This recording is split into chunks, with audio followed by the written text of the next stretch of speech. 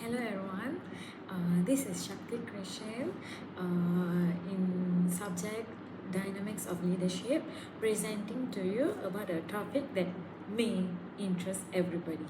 So today I want to talk about something that feels surprisingly timeless even in our rapidly changing world, which is contingency leadership theories.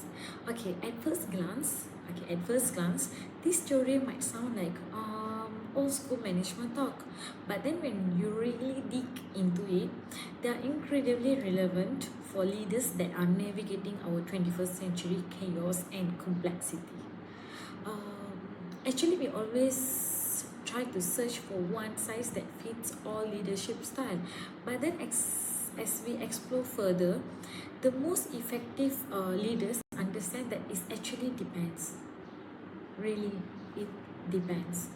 So, what exactly are contingency leadership theories? In essence, they explain that an appropriate leadership style is not universal, but then it really depends on the leader, followers, and also specific situation at hand. Talking about that, one of the most foundational models is Fiedler's contingency theory of leader effectiveness. So Fred Fiedler believed that a leader style, whether they can be task oriented or relationship oriented, is relatively constant. Instead of changing their style, effective leaders normally change the situation to match their style. This theory uses the least preferred co-worker LPC scale to determine a leader's orientation. A low LPC score indicates that they are task motivated leader, while if let's say they have the high LPC score, right, that means they suggest a relationship motivated leader.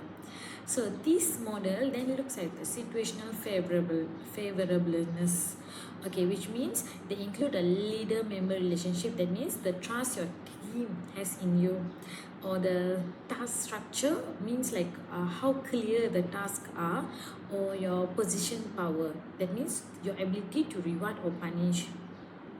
The more control normally a leader has, the more favorable the situation is to him or her. Okay. Moving on to the next, then we have the leadership continuum model, where the model focus on who makes the decision. Okay, this got the shift from boss-centered to subordinate-centered leadership. It represents, or they presents, a range of styles from leader making and announcing decision to present the ideas and inviting questions. They have like a whole range. So all the way to permit followers to make ongoing decision within the defined limits, because even they make the decision cannot be like fully to the followers. They should have certain limits lah. Okay, so successful leaders here know which behavior is the most appropriate at a particular time.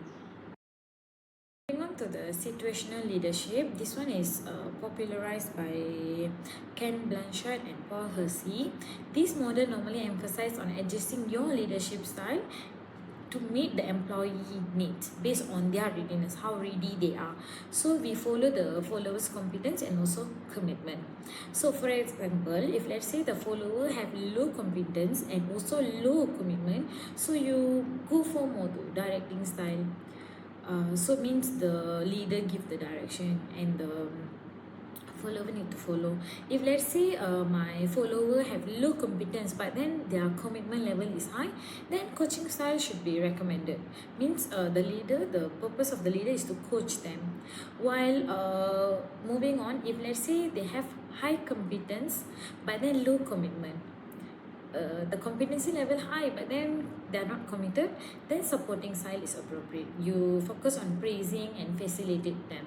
And finally, if let's say the follower is highly competent and at the same time they are very committed, then delegating style should be most efficient. So you give control to the follower. Okay, then let me move on to give you some ways where I believe this theory are crucial for this 21st century leaders. Okay, the first one would be embracing flexibility and adaptability.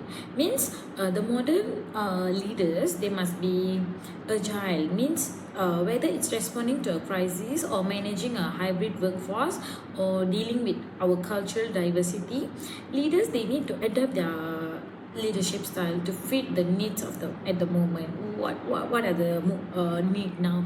For example, during the pandemic, leaders actually need to shift from task oriented leadership to people oriented leadership because they need to support the employees mental health and also well-being. Next is because understanding team dynamics. So, for example, Fiedler's contingency theory, they emphasize on the importance of the matching a leader's style with the right team situation. In the 21st century now, teamwork often crosses borders and time zones, right? So, leaders must understand their team's strengths, motivation, and even cultural background. So, by this way, they can adjust their approach to create productivity and also harmony within the team. We want to lead through technology and also innovation. Today's leader often work with artificial intelligence, AI, data, and fast evolving technology. But then, if you see the path goal theory, they mention that leaders must have clear the path for their teams to achieve the goals by removing any obstacles and give them the support. So in this 21st century, this also meaning you train the team to use the new tools, encourage innovation, or restructure workflow with maximize the digital transformation. In conclusion, the actual beauty of contingency leadership, it's really it's at its realism, how real they are. So it really acknowledge the leadership is not about a rigid formula. Not everybody can use the same method, right? But then it's all about how thoughtful, how based responses they are. So being a leader, it's not easy, but then being a effective leader is more effort needed, right? So in a world where change is only constant, leaders who can access their contacts and adapt their style accordingly, you adjust accordingly, then that leader will be the most successful, respected, and impactful. So, if you notice here, contingency leadership theories, they are not just academical concept, but then they are really a practical tool for this leading world that refuses to stand still, right? So, being Dr. Jamila students, let me end my presentation by saying, in a world that you can be anything, be kind. What you give, you get back. Remember that. Thank you very much.